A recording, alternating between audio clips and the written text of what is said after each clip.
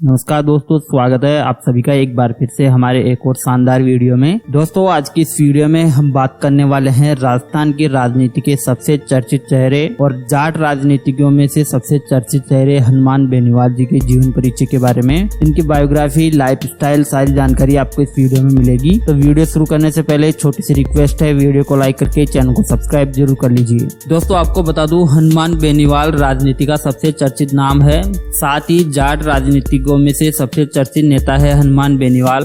राजस्थानी आगामी चुनाव भावी मुख्यमंत्री के रूप में भी इन्हें देखा जाता है। सबसे लोकप्रिय नेता और राष्ट्रीय लोकतांत्रिक पार्टी आरएलपी के संस्थापक हैं। राजस्थान के सबसे चर्चित नेता हैं। आपको बता दूं साथियों, हनुमान बेनीवाल के उत्साहित करने वाले भाषण, शानदार रैलियों ने सभी किसान भाइयों और राजस्थान के सभी निवासियों का दिल जीत लिया है। हनुमान बेनीवाल जी को 2013 में खीवंसर विधानसभा से निर्विरोध विधायकों के रूप में चुना गया था और हनुमान बेनीवाल ने 2018 में अपनी अलग पार्टी के साथ थर्ड पार्टी के रूप में भी चुनाव लड़ा है। हालांकि इन चुनावों में हनुमान बेनीवाल विजय नहीं हुए, परंतु हनुमान बेनीवाल अब ठहरने वाले नहीं हैं। वे राजस्थान के मुख्यमंत्री बनकर किसानों की सेवा करने के लिए कई सालों से उत्सुक रहे हैं। तो सबसे पहले दोस्तों आपको बता देता हूँ हनुमान बेनीवाल के पर्सनल लाइफ के बारे में। दोस्तों किसानों का मसीहा, सभी के हितैषी और जाट नेता हनुमान बेनीवाल जाटों के इस वीर महान का जन्म 2 मार्च 1972 को श्री रामदेव चौधरी के घर में महान व्यक्ति का जन्म हुआ है। इनकी माता का नाम मोनी देवी है, जो पिंडेल गोत्र की है। जाट समुदाय से सिलगांव मुंडवा की रहने वाली थी।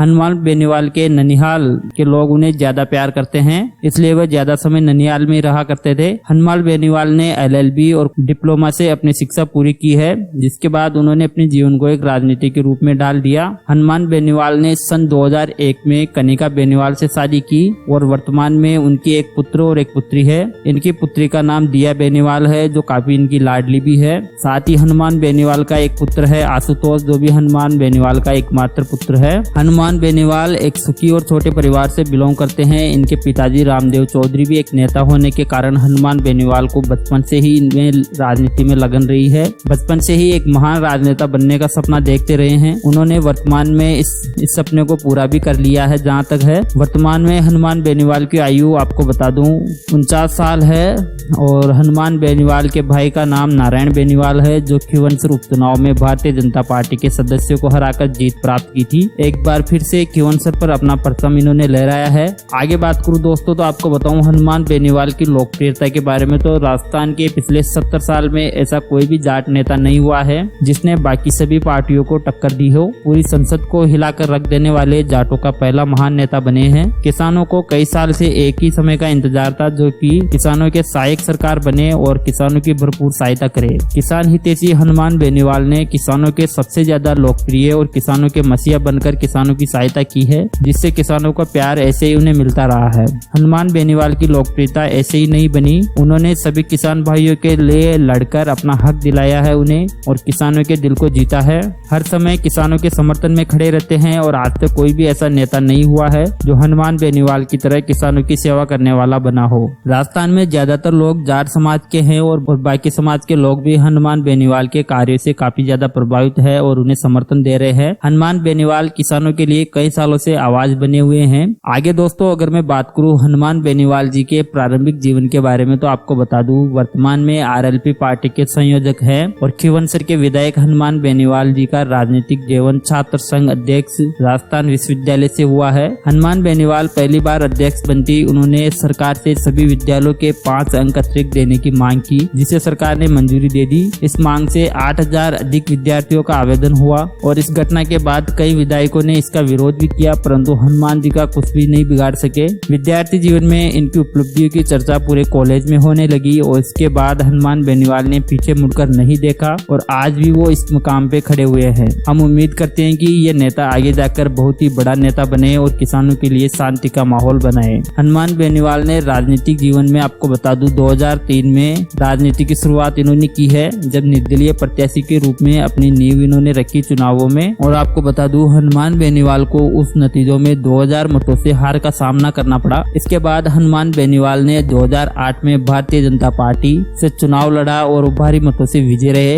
हनुमान बेनीवाल और वसुंधरा के विवाद और मतभेद के चलते हनुमान ने इस पार्टी को छोड़ दिया और 2013 में एक बार फिर निर्दलीय के रूप में चुनाव लड़ा। इस चुनाव में हनुमान बेनीवाल का सामना ध्रुव सिंह चौहान से हुआ और इस चुनाव में हनुमान बेनीवाल को 24,000 मतों से हार का सामना करना पड़ा। हनुमान बेनीवाल ने अभी तक एक भी लोकसभा चुनाव नहीं लड़ा था। हनुमान बेनीवाल ने सभी की मांगों को पूरा करने का ऐलान किया और राजस्थान में हर जगह रैलियां निकालकर अपनी स्थिति दर्ज करवाई और राजस्थान में ताल ठोकर अपनी पकड़ को मजबूत बनाया।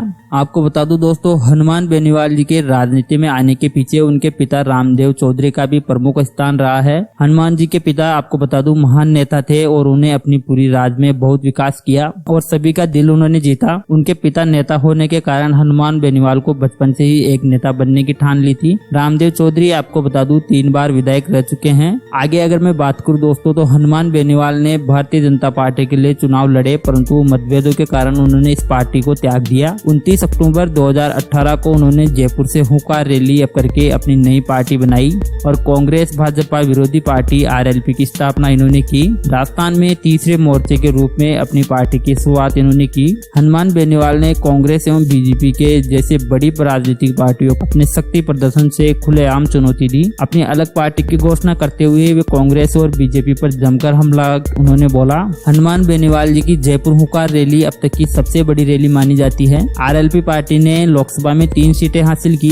अब दोस्तों अगर मैं बात करूं हनुमान बेनीवाल जी की आरएलपी पार्टी के बारे में, तो आपको बता दूं राष्ट्रीय लोकतांत्रिक पार्टी एक राजनीतिक पंजीकृत दल है। इस दल की स्थापना 29 अक्टूबर 2018 को नागौर विधानसभा के विधायक हनुमान बेनीवाल ने इस पार्टी का गठन किया है। राजस्थान में तीसरे मोर्चे के रूप में अपनी इन्होंने नींव रखी है। इसे राजस्थान का प्रथम पंजीकृत क्षेत्रीय दल है और आपको बता दूं देश का 59वीं पार्टी है। वर्तमान में इस दल की और 3 विधायक कार्यरत हैं। एक सदस्य लोकसभा में भी उपस्थित है और नागौर विधानसभा के चुनावों में हनुमान बेनीवाल जी के छोटे भाई नारायण बेनीवाल भी विजय रहे हैं। इस पार्टी का मुख्यालय नागौर में स्टेडियम के सामने स्थित है।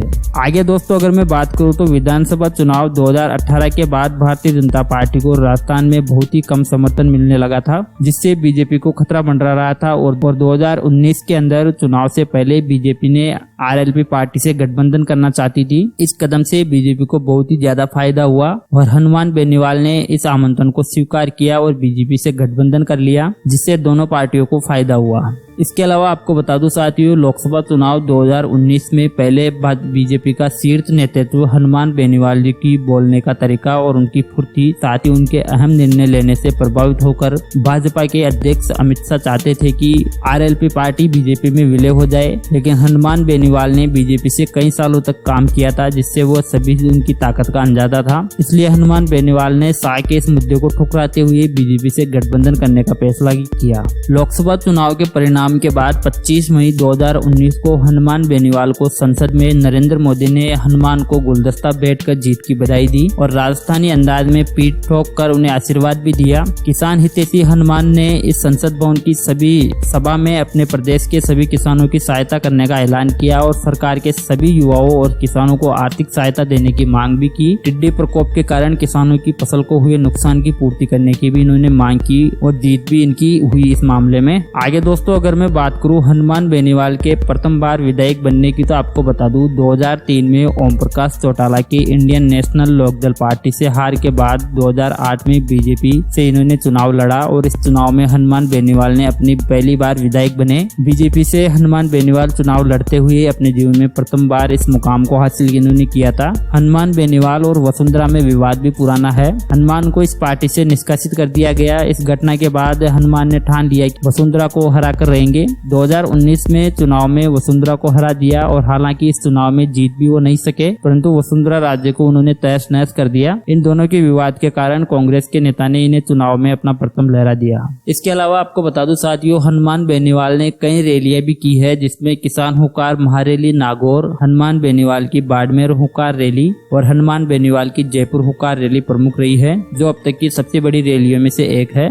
इसके अलावा बीजेपी सरकार द्वारा चलाए जा रहे कृषि कानूनों का विरोध करते हुए उन्होंने पीएम मोदी के 3 प्रमुख कृषि कानून जो पंजाब, हरियाणा और दिल्ली के किसान विरोध कर रहे थे। दिल्ली में तो पिछले कई दिनों से किसान आंदोलन जारी था। इस आंदोलन को देखते हुए जब केंद्र की सरकार ने इन मांगों को नहीं माना तो हनुमान बेनीवाल ने एनडीए पार्टी से इस्तीफा भी दे दिया है। तो दोस्तों ये थी राजस्थान के चर्चित राजनीतिक चेहरे हनुमान बेनीवाल जी के बारे में इनकी बायोग्राफी, इनका जीवन परिचय। वीडियो आपको कैसा लगा हमें कमेंट करके जरूर बताएं। साथ ही ऐसी अन्य अपडेट के लिए बने रहे हमारे साथ। तब तक के लिए जय हिंद, जय भारत।